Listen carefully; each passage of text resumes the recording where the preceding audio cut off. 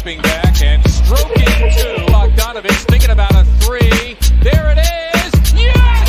See it again. No double team help, and Embiid takes it right to the rack. Embiid, step back jumper. You bet. There he is again. The Euro step there. Embiid getting Gobert in a fight.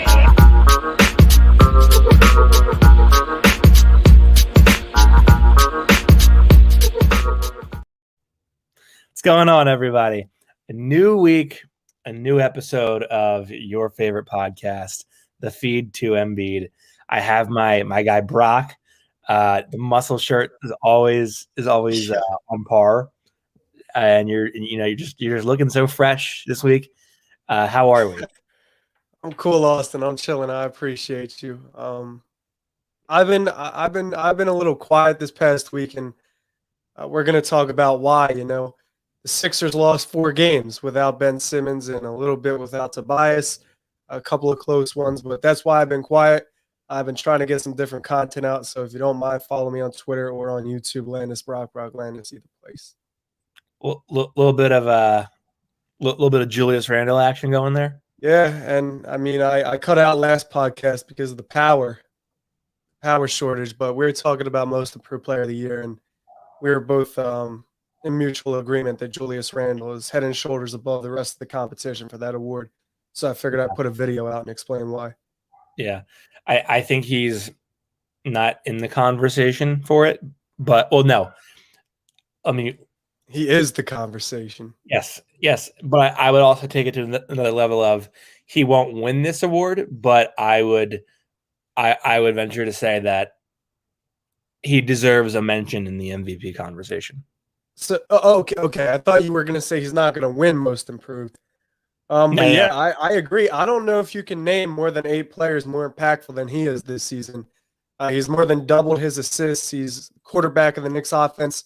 He's in a completely different role. Came back, different body, different approach, scoring menace, one-on-one problem. But this isn't a Knicks podcast or a Julius Randle podcast. So we've got bigger fish to fry in Philly specifically. But he's our pick for Most Improved Player of the Year. The Feed to Julius. I like it. Sounds like a good pod. Not quite. Yeah. Not quite. So anyway, Sixers, I guess as soon as I came home, all the bad started happening. Now they're 0-4 since I've been home. George Hill has not won a game in a Sixers uniform yet.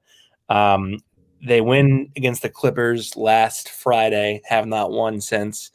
And I think this week you've really seen, and a lot of the fans don't want to say it because they refuse to have any kind of intellectual understanding of Ben Simmons outside of he can't shoot. But the simple fact of the matter is that their defense, I think, has caved in on itself a lot in this 4 games because of not having Ben. In the Golden State game, Steph's getting around ball screens, and he is, they're doing him to drop a little bit, which kind of makes sense considering that it's Steph. And I think this year more than any year, he's shown this ability to catch, use the up fake, and then to sort of read the defense and sort of cut right to the rim with the ball in his hand. I think that this year his decision making and processing of that has been way quicker. So you have to drop back by default almost because you want to protect from his driving and collapsing and creating shots for his teammates, even as unreliable as they can be at times. So I really thought that outside of those screens from Draymond Green, the Sixers really missed Simmons' length and physicality in putting pressure on that inside hip to force him, to double guess, to second guess himself, and this, that type of thing. And I mean, it showed. I think he had 47 points in the game, and he was just killing them. And he was doing his usual. A lot of it was credit to him. He made unbelievable plays, but the other part of it was, there were times when he was walking into open jumpers for a reason. I think you're right. I mean, defensively, you can definitely feel the loss. If you think about it, I mean, we kind of talked about it in the last podcast. You were a shooter, Austin. So your role on the floor was to shoot. When your name was called upon, that's what you were supposed to do. And if we're not talking about you specifically, like you can look towards any team, each team has a role, and each player has a role on that team. If you can get a guy to play defense the way Ben does, to play with his hands out or his hands up, all the way out at half court, pick dudes up that far out, and just stick on to their number one option, whether it be a point guard, a shooting guard, a small forward, a point forward, whatever. You're definitely going to feel the loss of that when that player is not on the floor. So you can't really reason with people and say that the Milwaukee game, the previous one where they got their breaks blown out, is a different outcome if Ben Simmons is on the floor, because there's just nothing to prove that. But it's a different game. It doesn't mean Philly's going to win the game, but it's a different game. You look towards Phoenix. They fought with Phoenix the entire game. Matisse was on Devin Booker, completely neutralized Booker for 3/4 in the fourth. Booker came to life a little bit, but that's a game where if you have Ben's size, maybe it deters other players on the floor. Maybe it makes the defensive rotations a little tighter. Maybe the communication's a little better. Like, it's things that don't show up on the box score. I think offensively, more important than the defense, the Sixers felt the loss of Ben Simmons. Now, the first of the two Bucks game was a scheduled loss. I'll call it a scheduled loss, and I'd agree. You play an emotional game against the Suns without Ben, and then you got to travel to Phoenix and play Phoenix, or you got to travel from Phoenix rather to Milwaukee, and then play the Bucks. The Bucks had 3+ days of rest, and they're title contenders. So if they come out sharp, they're going to blow you out if you don't have everybody on the floor and you're not tight. So in the Bucks games, there were definitely things to look at where they might not be holes for the playoffs, but it's just stuff you don't want to see with 15, 16 games to go before the playoffs. But at the same time, like, I don't really use these games as measuring sticks, because this system is built for everybody to be on the floor together, because when they are, they ball. Historically, like throughout their entire tenure, Ben and Joe, they've balled on the court together. With Tobias specifically, they've balled on the court together. And this year on the court together, they've balled. So offensively, if Ben's on the court, it just helps Embiid. It takes some pressure off of Embiid to score, but also to create for his teammates. It makes doubling him a little bit harder. It gets him into his spots a little bit easier. So when you minus Ben and also Tobias, your team's going to look a lot different. Yeah, I would agree. And hey, it's Mio. Mio. Your graphics guy says couldn't help but laugh when Giannis flexed after dunking on Mike Scott. I took issue with that just because I thought it was like horrendous. Because number one, it wasn't like he took Scott to the basket and like threw it over him. It was like it was a back cut that Scott had to turn and rotate on real quickly and couldn't get to it in time, and ultimately ended up just being a body in the way. And under the circumstance of like there was no way around it, and then Giannis flexes on him. Like, dude, he's what, 6'8", and you're 6'11". I don't have a problem with that type of stuff. The reason I don't have a problem with celebrating if you actually posterize somebody, but that I thought it was like a very embarrassing. Here's the thing, right? There. Like, I have these conversations with my friends, and this is kind of anecdotal because we had some runs Saturday, and I was playing with a dude that was like probably 6'2", 6'3". And he was one of the best hoopers I've ever played with in my life. And he's out there giving buckets, going right at the defense, scoring, throwing off the glass, like doing ridiculous things. And I'm talking to my friends. I'm like, this is probably the best hooper you've ever played with, or one of, if not the best, right? What do you think he would look like against TJ McConnell? And they're like, bro, TJ McConnell would wash him. There's a reason. Like, the 15th man on any roster would wash anybody on any court in any gym in America. And it just kind of puts things into perspective. It's like, these dudes are all 6'5" plus on the court, and you got to work to get your buckets. Like, you're not going up against Muggsy Bogues. You're not going up against Damian Lillard on these possessions. Like, you're going up against 6'7", 6'8", 6'9" dudes, grown men. You got to work for every single bucket. And defensively, you got to hold your own. So I'm completely okay with you scoring and then letting your nuts hang. I'm completely okay with flexing, doing all that. If you want to make fun of Thanasis for taking a charge and then screaming until he gets an aneurysm and then the Bucks social posting that, showing it off, then it's like that might be a little embarrassing. But for Giannis, I mean, when you watch the dude, like he's just so gifted. I mean, you can say what you want about the fact that he's a genetic freak, the size he is, and how the game is easy for a guy his size because he's just got to run right through you or run right at you, and the paint will clear and he gets his buckets. But he's a freak athlete. Watching him play is a privilege. And if this dude wants to get 38 points on Mike Scott and flex, you can only play who's in front of you. I mean, he's not going to go out there and not try to shoot and not try to score because he's playing Mike Scott and the Sixers. No, I'm saying if you dunk on the guy, it's not like it's a dunk that we didn't expect to happen or that it was some I do hear you, but in the third quarter, I think he had like 12 points in the third, 14 in the third, whatever. He got hot. He was dunking, hitting J's, hitting threes, step backs. He's letting you know. You guys are doing all this talk, and your boy Embiid says he's the MVP.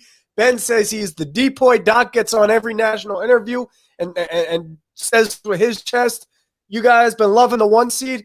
Well, guess what? I'm coming to take it from you. That's what Giannis is thinking, and I love that. I think the sport needs it. All right, fair enough. Because listen, his time will come. Joel didn't forget when he sat on the logo. Joel didn't forget that. Ben didn't forget it. His time will come, but I'm completely cool with that. Let me ask you this: who is the best player you've ever played against? Like competitively, me played against? You said when you were hooping with your boys.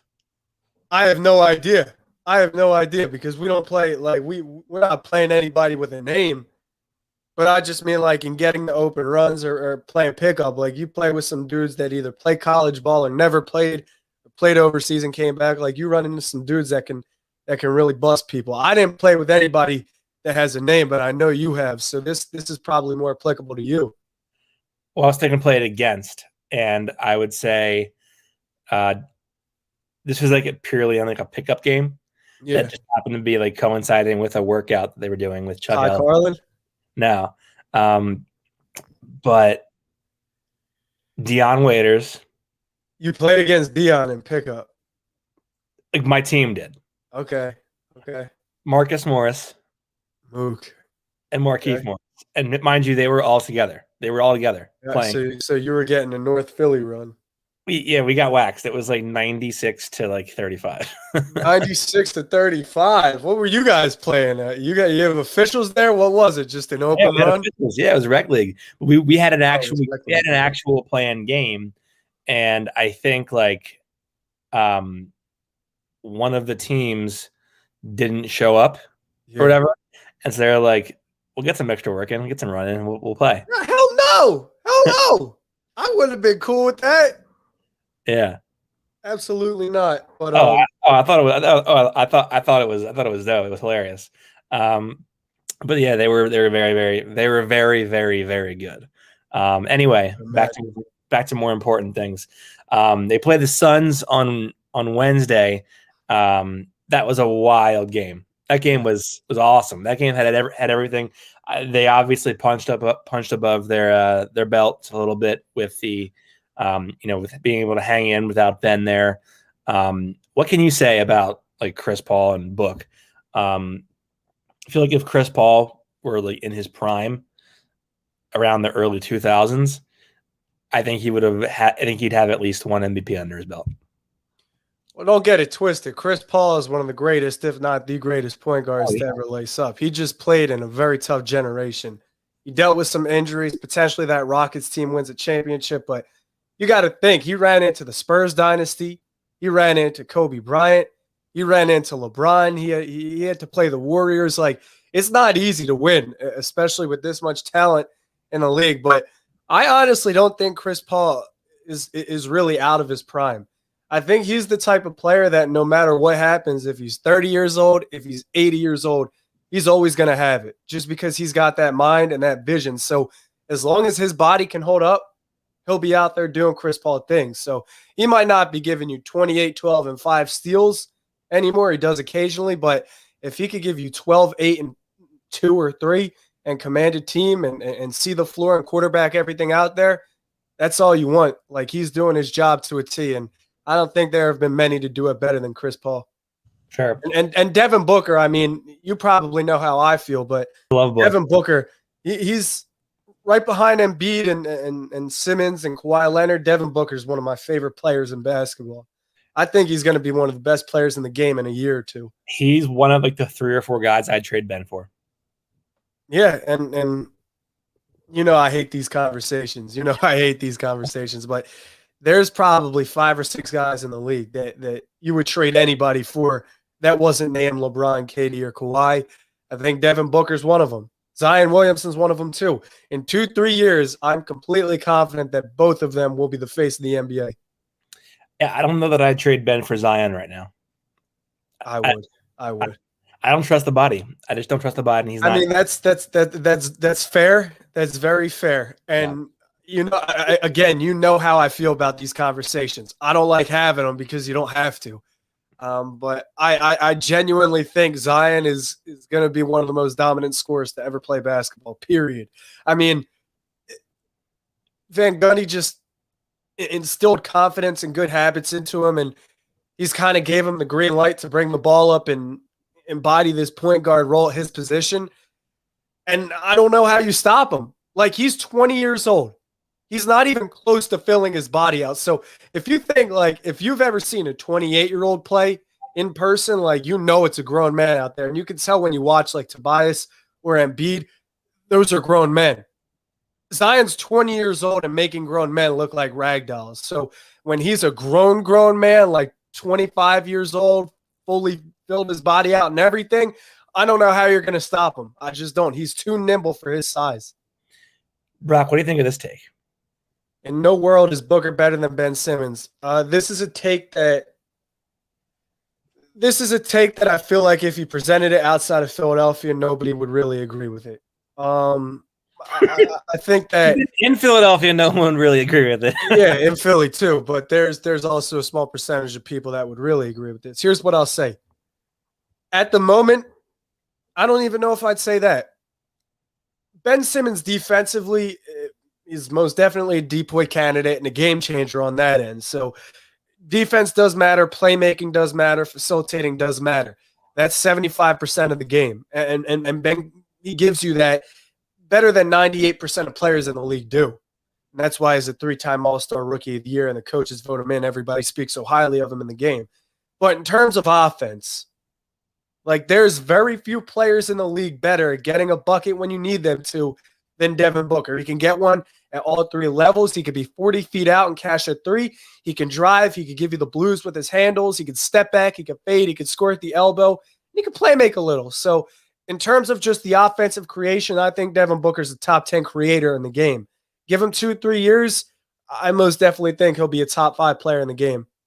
I mean, he scored 70 points when he was, 21 years old and somehow got better, like significantly better.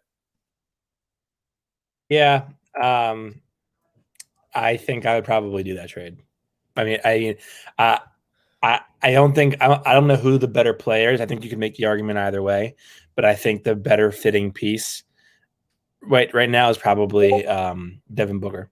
So and here's another thing. So I don't know if Ben cares. I doubt he does because Ben is Ben. Forbes 30 before 30. He's a very wealthy man, 6'10", Australian. Like, he's good. He's good. He's eating. But I saw I saw Devin with Kendall Jenner last night, apparently. The Hollywood Fix and paparazzi was tweeting it all out that Kendall Jenner and Devin Booker were spotted in New York last night ahead of the Brooklyn Nets game. And Ben has a history with Kendall. So I really do think there's some animosity there. Probably. I don't know if they don't like each other, if it's ever been brought up, if Ben cares, but just speaking from experience, if those two were to go against each other every time, they're circling that game. They're circling that game on the schedule. So I don't know. That might give Ben more fuel to the fire. We'll see. Before we go to our first advertisement, how incredible is that shot against for Joel? Catch that ball, not even come down with it, but just pivot and throw it. And it was down and out. That arguably would have been the best shot in the past century of basketball.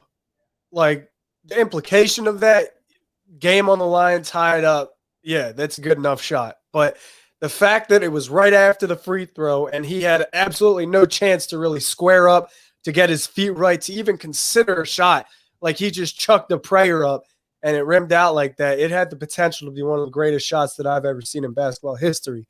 But it didn't go in, unfortunately. It was still fun to watch nonetheless. Yeah, I can I think I would probably say that would go down as one of the greatest shots in basketball history. I mean, you got to think about like the Damian Lillard playoff shot. I mean, he's hit 3 or 4 of them, notably the one against OKC. Like, he's hit plenty of playoff shots that might be like you add some context better than that shot. But I don't know, just the fact that he caught that off the rim and it nearly went in with absolutely like no understanding of where he was on the floor, how to even square that shot up. Like, it was just crazy that it even came close to going in. Right. I mean, I wouldn't call it the greatest shot, but I would say it's one of the more improbable. Yeah, it had the potential shots in basketball history. And I think for that alone it would have been in the conversation.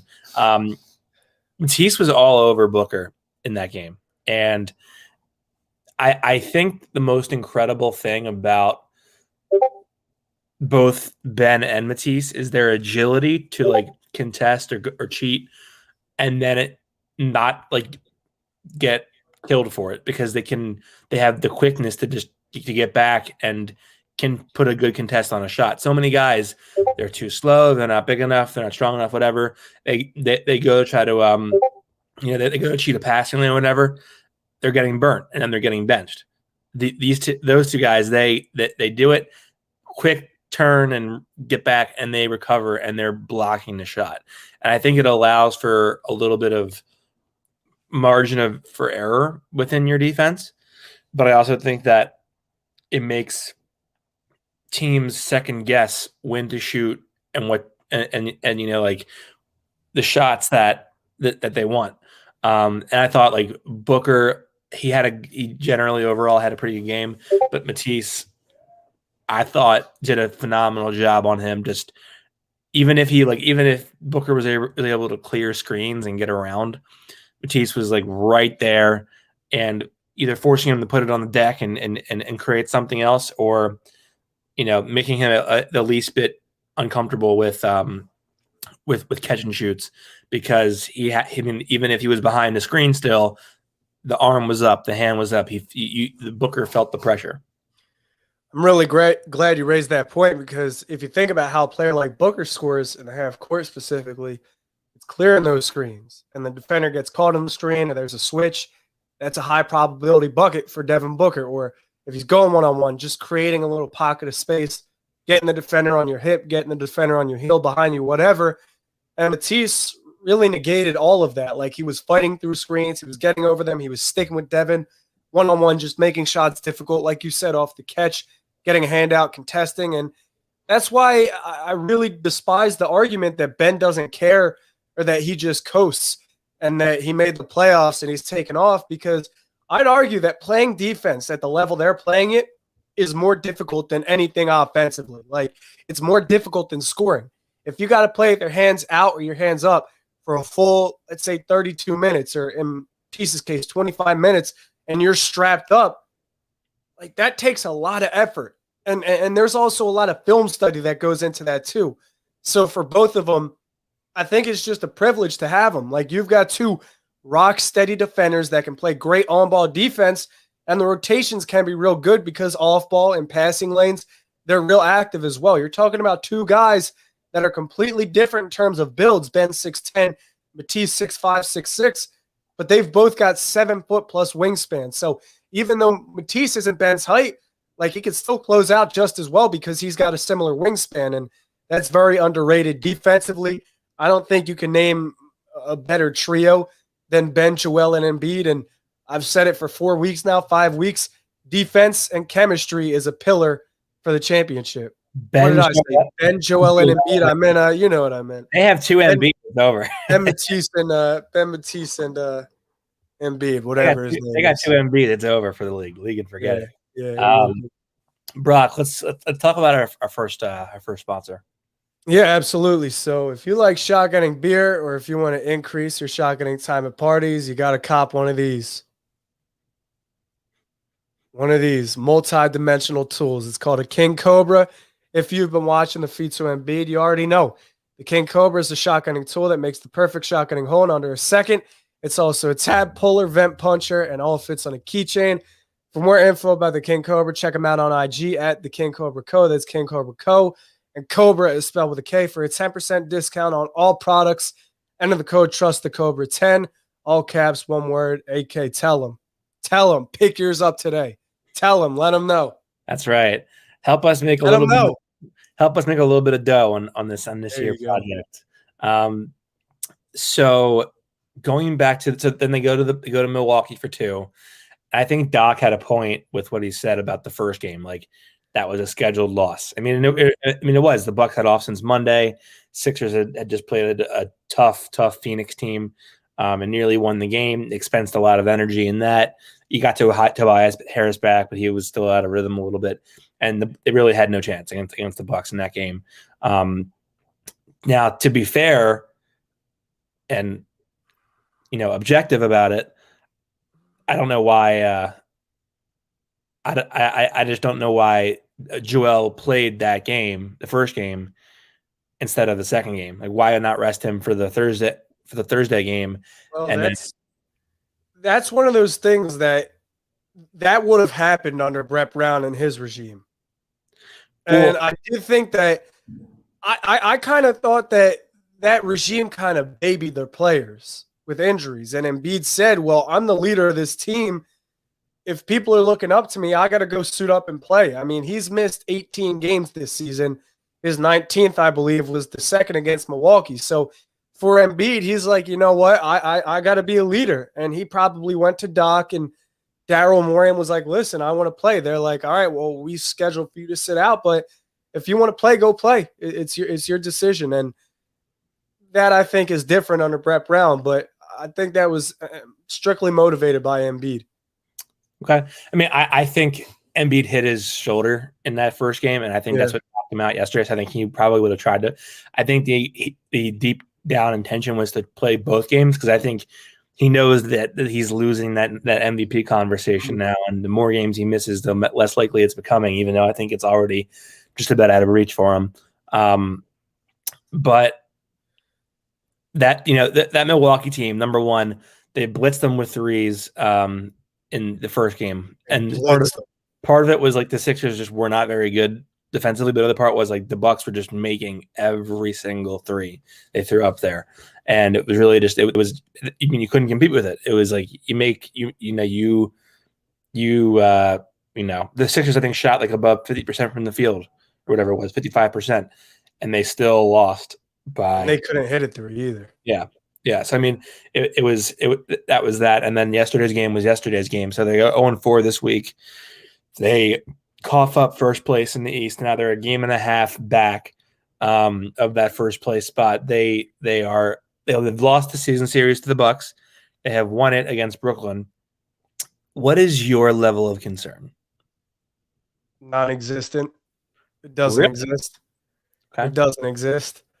Okay.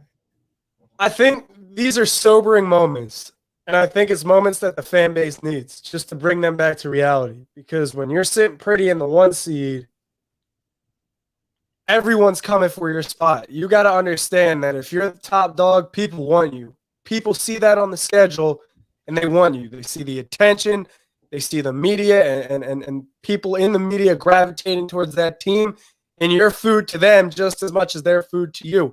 If not, they have more of a chip on their shoulder because you're the top dog. So teams are going to be coming for you. And I think these sobering moments kind of remind people that the Sixers aren't invincible. When they're at their best, you can't be too high.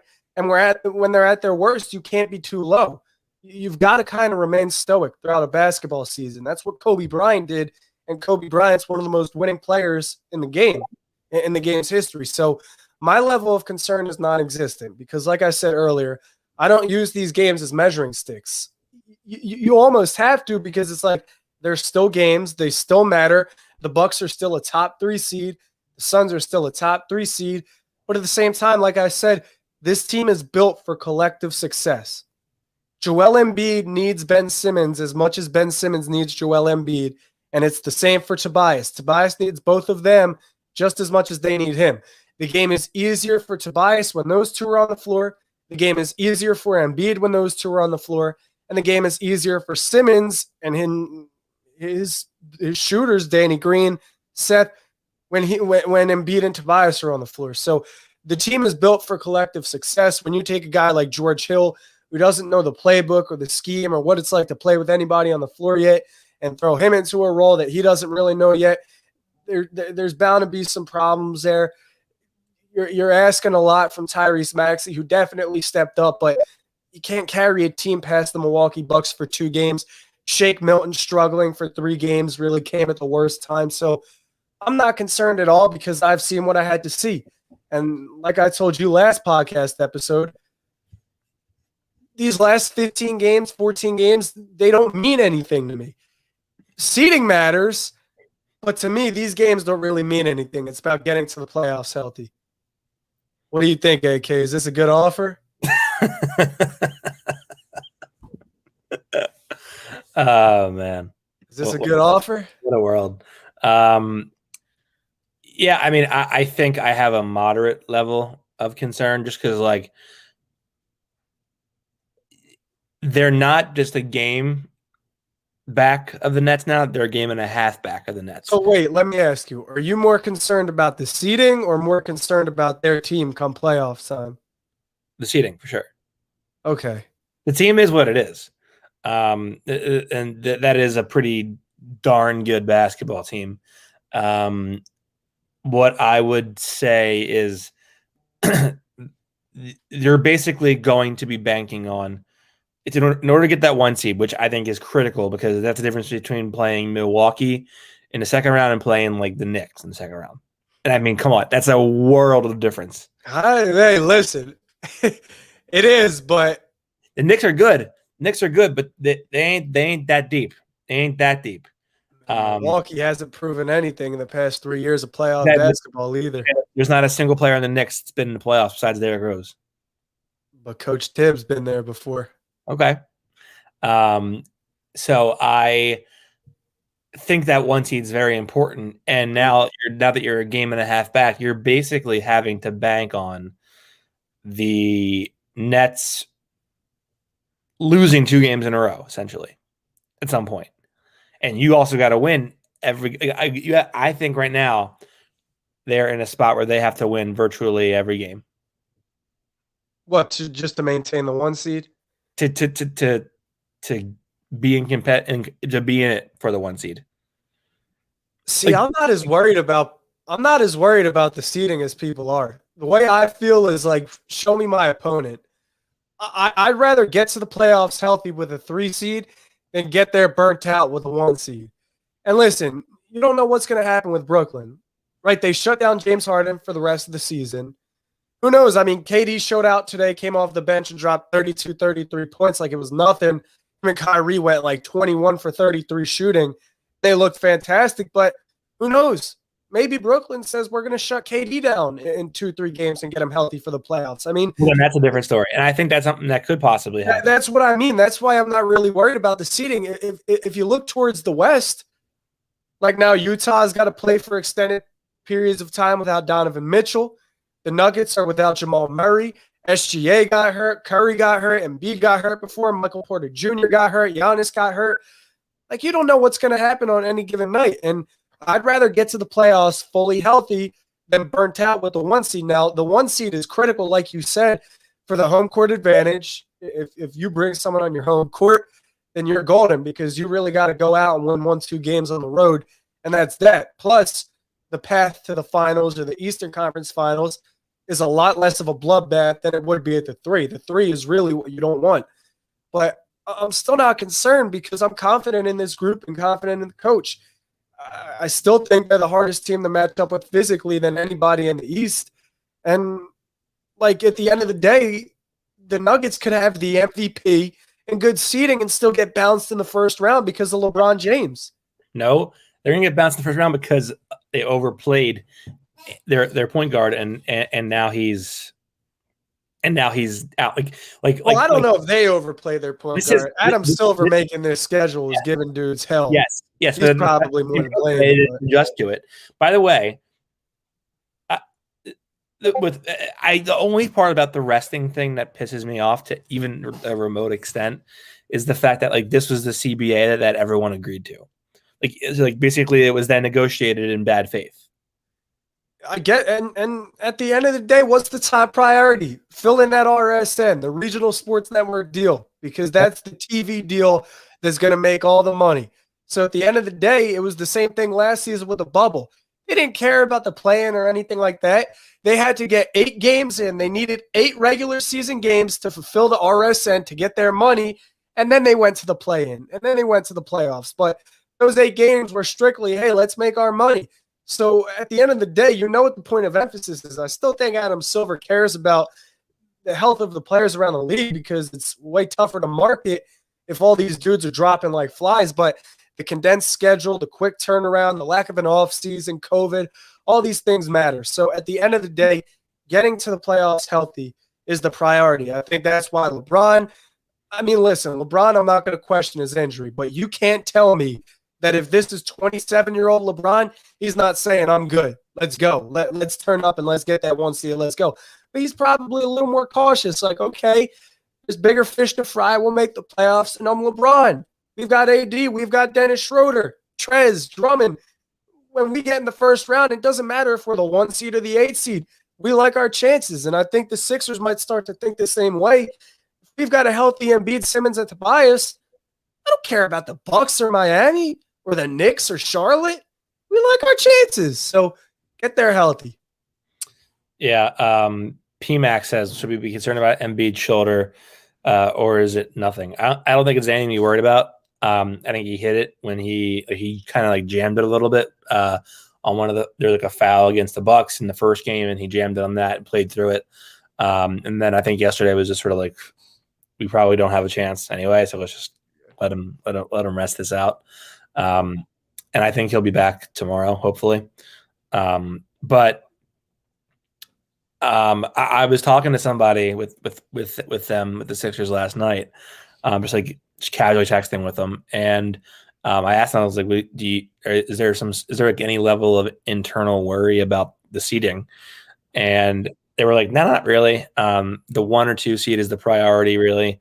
Obviously, want the 1 seed, but the 2 seed's also not the worst case. Because think about it this way: if you're the 2 seed, you're basically guaranteed 4 home court games per playoff round for the first 2 rounds, and so you could lose all 3 away games and still win the series. Now, if you win 1 away game, then you're really putting the axe and the pressure on the away team. Obviously, if they come into your building and beat you once or twice on your floor, then there's an issue there. But I think the 1 or the 2 seed has to be the priority. But I think you're right. I think the Nets are going to be trying to get their bodies warmed up for the playoffs. But by the same token, the last thing they want is to see another hamstring or another thigh contusion or an ankle or this or that. 2 weeks or a week before the playoff starts, where a guy's out for 3 weeks or whatever.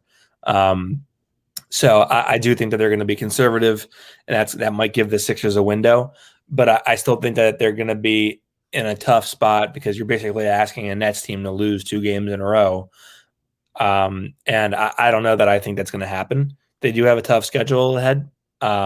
There's I think it's like the Sixers have 3 games against plus 500 opponents remaining, and 2 of them are against the Hawks, who don't have Trae Young. One's against Miami, and the others are all under 500 teams. Orlando twice. Yeah. Washington a couple of times. Yeah. But the thing is, too, like a team that might worry about seeding, for example, would be Miami from last year in the bubble.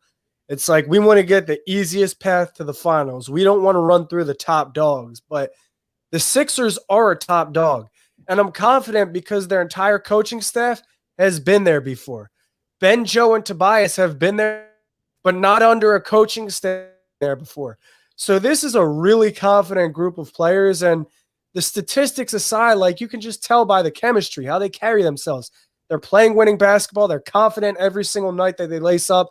Like that Miami game last night with no Embiid, or 2 nights ago, the Phoenix game, it just goes to show that they've got confidence playing with whoever's on the floor. And that's not something you really saw. It was like when Embiid and Simmons didn't play, chalk it up. Nobody's watching the game. It's an L. And while that feeling might be the same this season, at least you know the team's going to come out and compete. They at least think or play like they're still going to win without those players. So you've got a coaching staff that's been here before, and it just comes down to this. Act like you've been here before. If we're the 1, 2, or 3 seed, it doesn't matter. We like who we're going to play, and we like how we play, so let's go. But they're not looking ahead. I really think, I mean, Doc said it every single interview in the past, 3 weeks, because that's all they keep asking him, MVP in the seeding, and his answer is the same almost every time. It's generally, we're not looking ahead. Like somebody asked him about Brooklyn when Brooklyn was resting KD or Kyrie. He said, I didn't even know we were playing Brooklyn until you just brought it up. Like this game just ended. And that's how they're carrying themselves. I think that's how the fans should too, but they're fans. I can't really expect anything different. That's right. Before I read the second ad, Aram says, who is better, KD or Embiid? I need more context. See, when I was younger, I used to be able to weigh it in a vacuum and not think about it too much, and I would have answered that question without a problem. But now it's like, well, how can I grade them on defense when they play 2 different positions that are where the defense is like completely their role within the defense is much different. I would go ahead. I really don't know. Past 10 years, you can't name me 2 players better than Kevin Durant. Oh, no. You can only name one. That's not the question. I mean, I know, but I'm saying that's why I need more context. That's why I need more. Because look, is top 2, and he might not be 2. This is true. I'd say it's LeBron, most definitely.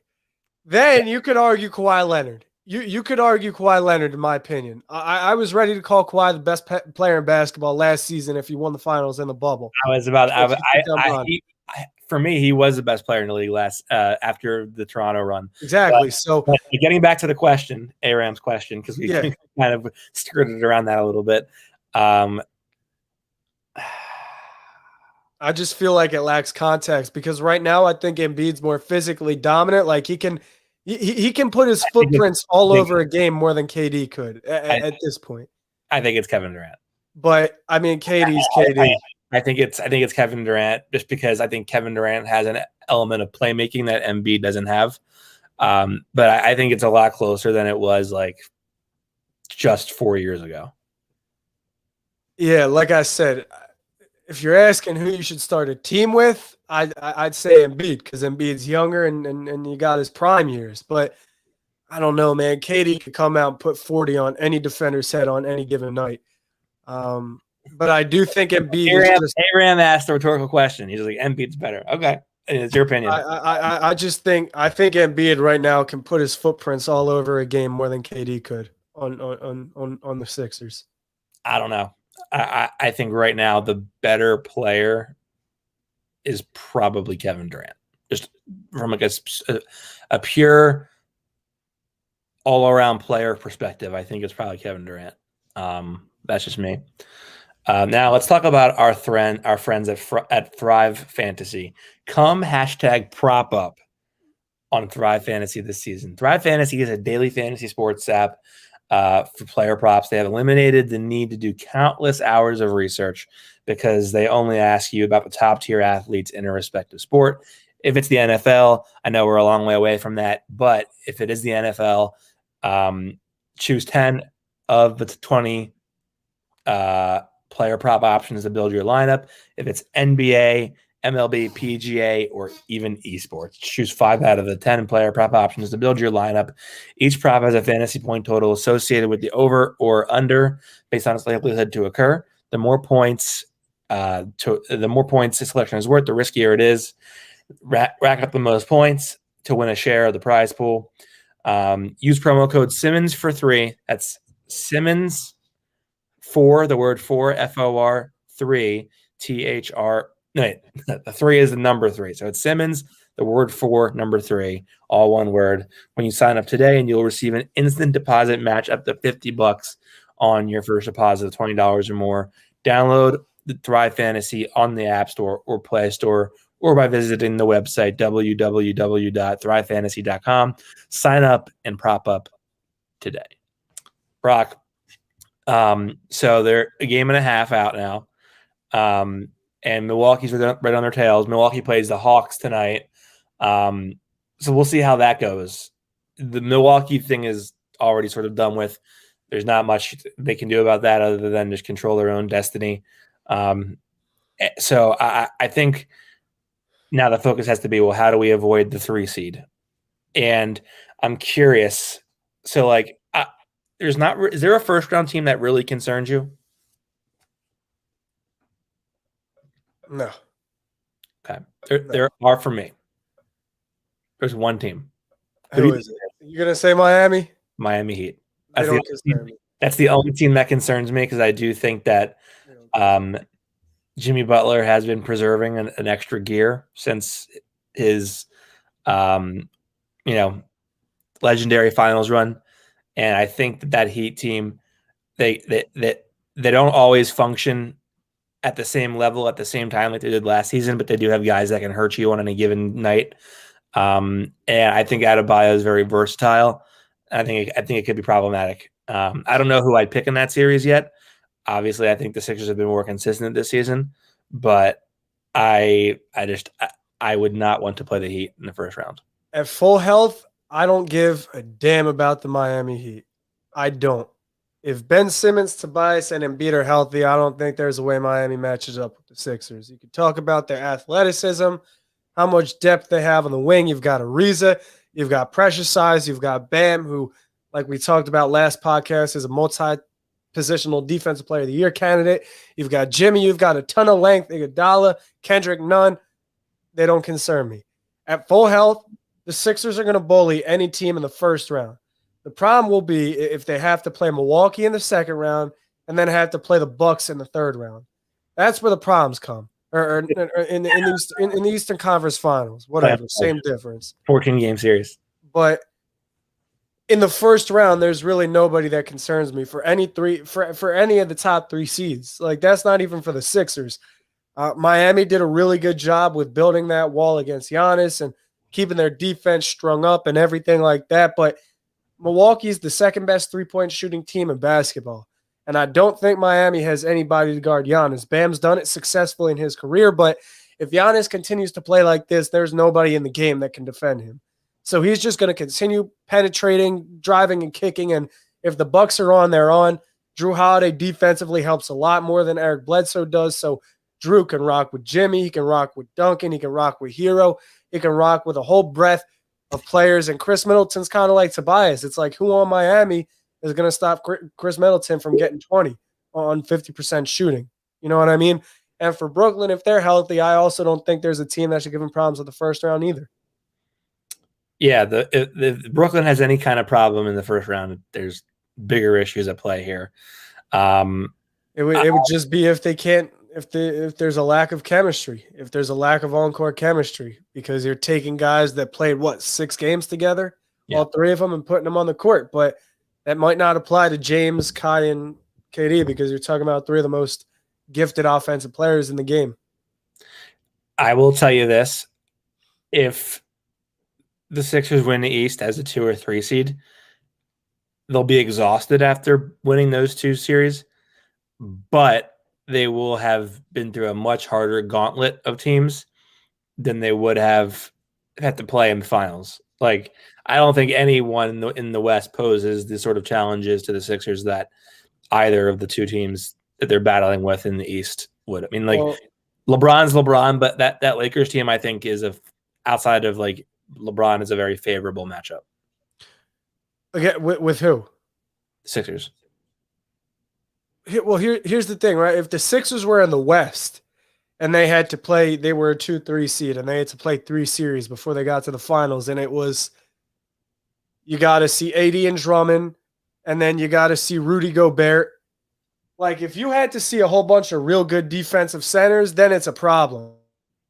It's a problem for Embiid. But I mean, physically, I don't see how he'd be too exhausted after a few series in the East, because if they play the Knicks, who's defending Embiid? Like who's making Embiid work down there? It's not going to be Nerlens Noel. It's not going to be Mitch Robinson. It's not going to be Obi Toppin.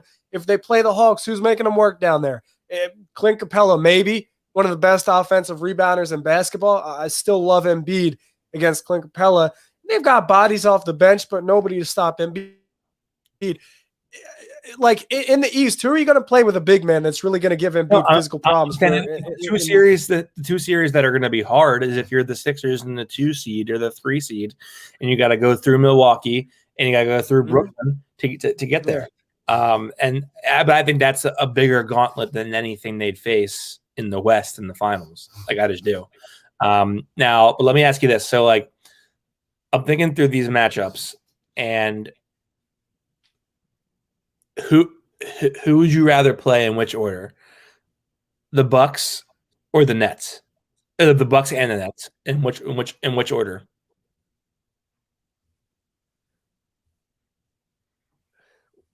I almost want to say the Bucks before the Nets. Or my apologies. I almost want to say the Nets before the Bucks, because if the Sixers come out and beat the Nets, they know they could beat anybody. If they beat the Nets in a series before they go to the Bucks, they know they could beat anybody. We just took down James, Kai, and KD. We're the baddest in the league. Nobody can run with us. So I almost want to see, I'd rather them play Brooklyn than the Bucks. And think about it, right? Embiid and Ben are going to have to be defending Giannis, but more importantly, like Embiid, he might not have to work as much against Brooklyn as he would against the Bucks. Like Brook Lopez shouldn't give him problems, but he might draw Giannis for a few possessions. They might zone up. They might do something interesting with Embiid. So I just think physically he might have a tougher matchup with Milwaukee than he would with Brooklyn, because Brooklyn doesn't have anybody to guard Embiid. He'll foul Johnson out, DeAndre Jordan, Blake Griffin, anybody. He'll foul them all out. So I'd rather play the Nets than the Bucks. You beat them, you get that confidence. We'll beat anybody. Okay. Justin says, what about the Suns? The Suns disappointed me today. I thought they were a better team than they are. They have a very good record, but they got basically embarrassed by a Brooklyn team that was down one of its 2 best players. So I don't know about them. Jerry's still out on them.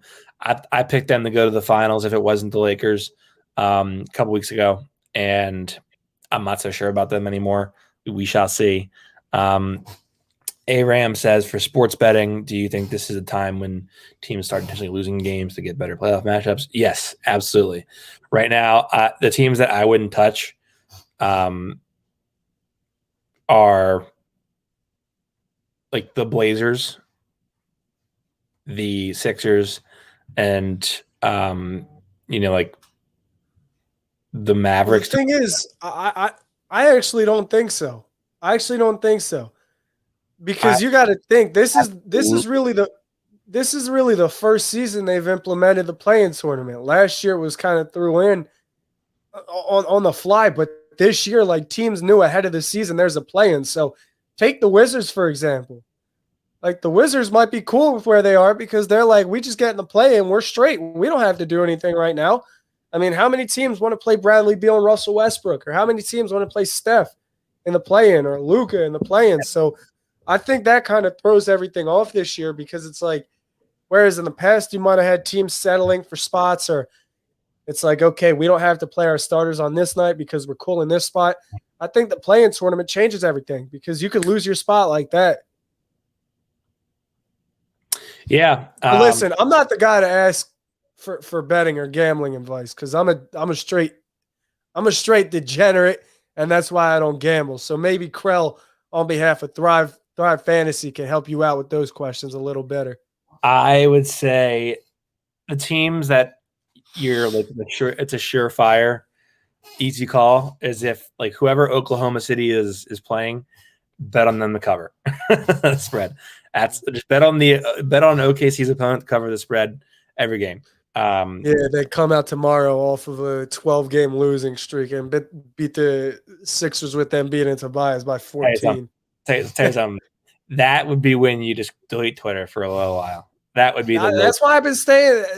I said after the first game, we're going to be going through a battle. All of these games are nationally televised. We're going to be going through a battle. And luckily, the Sixers, they actually killed it for the first half of this national TV schedule. They fell apart towards the back end due to injury and travel and the schedule and whatnot. But, I mean, you asked me what my level of concern was earlier, and I told you it's non-existent. I stand by that. Yeah. So getting back to my original question to you about, like, which order would you want to play them? Mm-hmm. If you want to see this core in together past this year, you want to go Milwaukee and then Brooklyn. I don't think anyone's beating Brooklyn. I just don't. I just don't see it anymore. And I think the Bucks are the team that you have a chance against in the semifinals.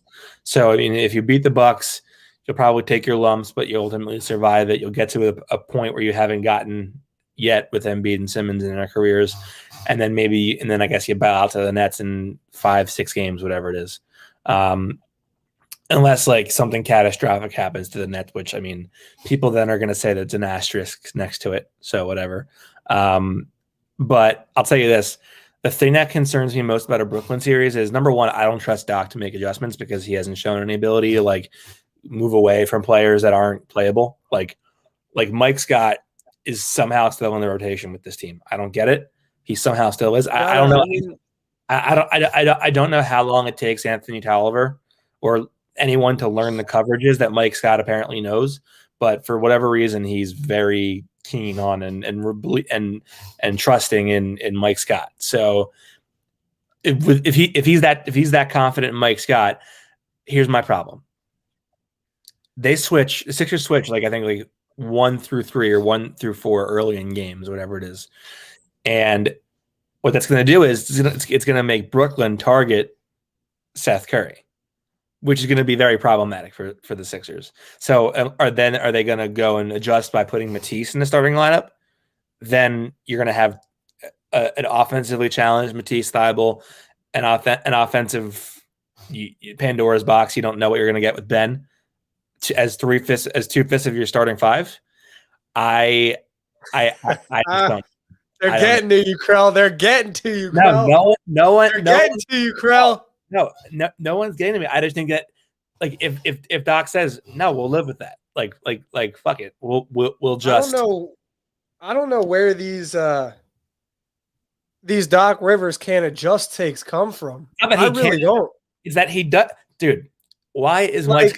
There have been times this season where Doc's went to the 2-3 zone and it's won the Sixers games. There have been times where Doc's seen the hot hand and been like, our starters are on a 14-2 run, or not our starters, our second unit's on a 14-2 run. I'll keep these boys in here. And they tie it up, put the starters back, and they win. Or it's like keeping Dwight in his second unit role. Like, these are adjustments, and people keep saying he doesn't adjust. I don't get that. But here's my counter. Here's my counter. Brock. Why is Mike Scott in the rotation? Here's my counter, right? Embiid's missed 19 games, right? Dwight Howard has more technical fouls than games played. I think he leads the NBA in personal fouls, right?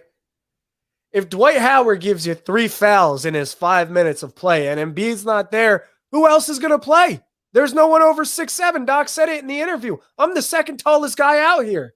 So it's circumstantial, right? There's no Tony Bradley. You had to make that trade to get George Hill. Dwight gets in foul trouble. Embiid's not playing. You've got no bigs. Paul Reed's not NBA ready, and there's no other bigs on the roster. Maybe you could put Simmons at the 5, but you need him playmaking. You need him facilitating. You can't really play the 5 if there's no Tobias or Embiid. So could Anthony Tolliver do that much more damage than Mike Scott can? No, but the problem is Anthony Tolliver's 34 and hasn't played basketball in a year. So you got to bring him up to speed a little bit. And Mike Scott just drop a guy out there. That's why we have this issue. The issue is that Anthony Tolliver's only been here for 5 games. I'm saying is that I think the Nets line up in a way, and I think that the Sixers' natural game strategy from a defensive standpoint lines up for a scenario where it's just Kyrie against Seth Curry one-on-one throughout the first quarter. But let me ask you this, right? How many minutes does Embiid play a game in the playoffs? Specifically, let's go against Brooklyn. 36, 38. All right, how about Ben? 36 to 40. Okay, how about Tobias? 34 to 38. Okay. How many minutes are in a game? 102, I don't know. 48 minutes. 48 minutes in a game, right? Yeah. You basically just told me those three are going to be playing 38 minutes, right? That means there's 10 minutes. If you lose your game in 10 minutes, that those three aren't on the floor, because Kyrie's attacking Mike Scott in those minutes, like, that's just not going to happen. Doc's not going to play Mike Scott for more than 10 minutes in a playoff game, I don't think, unless the Sixers are killing them or the game flow says he has to. But right now, like, you got to make it through the regular season. You got to keep guys fresh. You got to keep legs fresh. You don't want to get guys hurt. You got to make it through this marathon. So right now you're seeing a lot more Mike Scott than you probably like, and I think it'll go away in the playoffs. I'm not confident that Doc keeps him playing 25 minutes a night in the playoffs. So we'll end the podcast with this. A scale of 1 to 10, 10 being just losing sleep, anxious. You sounds like you're a 0 or a 1 on the concern level. I'm a 0. I'm a straight 0. 1 would be too much. Okay. I'm a straight 0. I've seen what I had to see. I've already seen what I had to see. Nothing in these last 15, 20 games are going to tell me anything I haven't already seen. Okay. I would say I'm probably a 2. They're getting to you, Crow. That's not even that concerned. I think it's a reasonable level of concern to have. No, it is, and you've been rocking with the Nets for, I think, this entire season. You've said the Nets were going to come out of the East this entire season. No, I thought you said the Nets were coming out of the East a few weeks ago. Well, yeah, but that wasn't this whole season. That was a couple weeks ago. That was a week ago. Well, my point stands. As the season ends, you're rocking with the Nets to come out of the East. All right. Now, Brock, I can't say the same. Where can they find you? Twitter, Landis Brock. YouTube, Brock Landis. Wow. Way to just get right to it. I am Austin Krell, NBA Krell on Twitter. You can find me there. I cover the Sixers on a day-to-day basis for the Painted Lines. As always, thank you for tuning in, everybody. We hope you have a good night. I do want to mention the unfortunate passing of Terence Clark. Obviously, a very sad week. I believe he's the second college player to pass away in a car accident since the tournament. So I don't know why that's happening, but those moments certainly sober you up a little bit and make you realize that this is just a silly game that we all work in or observe or enjoy for entertainment. And these are real lives, and these athletes are people. And obviously, it's terrible what happened to him. You feel for his family. And he was supposed to get drafted, according to a lot of mock drafts. So I hope the league, does some things to make up for what Terence could have been able to do for his family. Obviously, they would much rather have their son, brother, nephew, uncle, whatever, instead. But it's a big loss for their whole family. So thoughts and prayers to his family, and let's take it out on a quiet note with that.